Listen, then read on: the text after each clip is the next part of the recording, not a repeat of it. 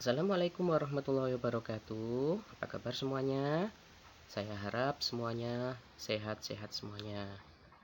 Dan saya ingatkan kembali, jangan lupa untuk selalu mengerjakan sholat 5 waktu dan sholat duha juga ya. Hari ini kita akan belajar tentang tema 2 subtema 1. Apa itu tema 2 subtema 1? Tema 2 subtema 1 yaitu tentang bagaimana tubuh mengolah udara bersih. Ya, apa sih udara bersih itu? Udara bersih adalah udara yang mengandung banyak oksigen. Oksigen dirumuskan O2, ingat ya. Kemudian oksigen dikeluarkan kembali tumbuhan melalui proses fotosintesis. Oksigen dikeluarkan tumbuhan melalui proses fotosintesis. Masih ingat proses fotosintesis di kelas 4? Kemudian udara bersih, semakin banyak tumbuhan, udara semakin bersih karena mengandung banyak oksigen. Kenapa? Karena oksigen dikeluarkan oleh tumbuhan. Jadi kalau tumbuhan semakin banyak, maka udaranya semakin bersih. Oksigen digunakan tubuh untuk memecah makanan menjadi energi. Jadi kalau kita menghirup oksigen, energi yang kita hasilkan akan semakin banyak. Oleh karena itu, betapa pentingnya tumbuhan ya. Kemudian kita akan belajar tentang cara hewan bernafas. Hewan tidak sama seperti manusia juga ya. Hewan terdiri dari berbagai macam jenis. Ada ikan, animalia, cacing, amfibi, serangga, dan apalagi reptil, burung. Nah, kita coba untuk membahas satu persatu. Pertama, ikan. Bagaimana ikan bernafas? Ikan bernafas menggunakan insang. Nah, seperti ini gambarnya. Jadi ikan itu dilengkapi dengan insang. Air masuk ke dalam air masuk melalui mulut, kemudian disaring di insangnya. Airnya dikeluarkan kembali, oksigen yang terkandung dalam air masuk ke dalam tubuhnya. Itulah mekanisme pernafasan insang. Yang kedua, cacing tanah. Bagaimana cacing tanah bernafas? Cacing tanah bernafas menggunakan kulitnya.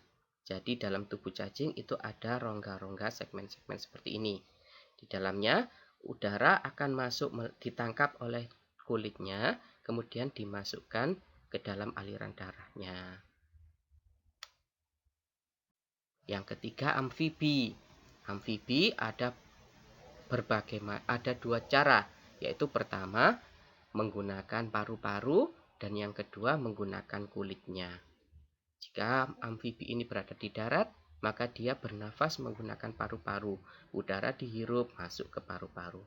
Tapi jika dia ada di air, maka dia bernafas menggunakan kulitnya. Yang keempat, reptil. Siapa yang tahu reptil? Ya, betul, reptil adalah hewan melata.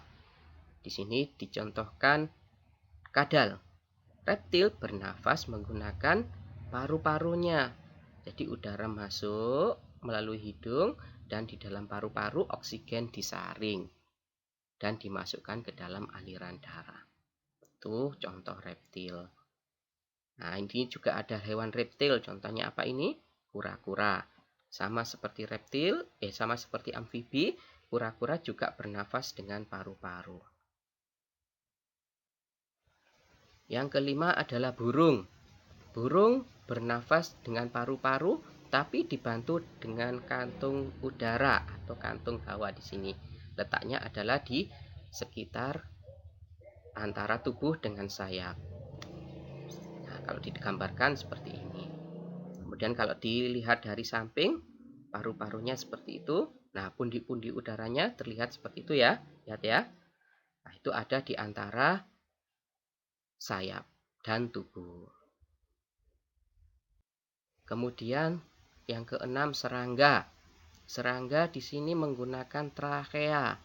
Udara masuk melalui kulitnya ditangkap oleh spirakel dari spirakelnya masuk kemudian ditangkap oleh trachea. Di trachea oksigen kemudian ditransfer atau dialirkan ke dalam darahnya.